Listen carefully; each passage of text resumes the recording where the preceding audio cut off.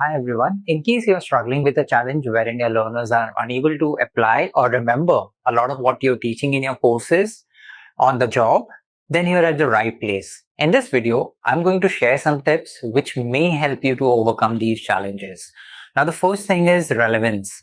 With relevance, I mean you need to include relevant examples and relevant practices in your class or in an online course to ensure that the learners find value in what you're teaching and they are able to relate to how this learning transforms into the real world.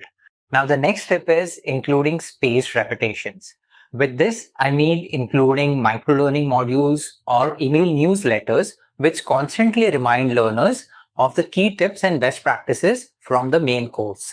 Now, the third and one of the most important things that you can implement is developing a learning culture. This is something which cannot be done overnight. You need to work with your inline managers, human resource department to ensure that everyone is motivated to learn and upskill. Now, if you have a learning culture, what will happen is if person A forgets a tip from the course, then the person B can remind them of the tip that they have forgotten. This way, you encourage peer-to-peer learning.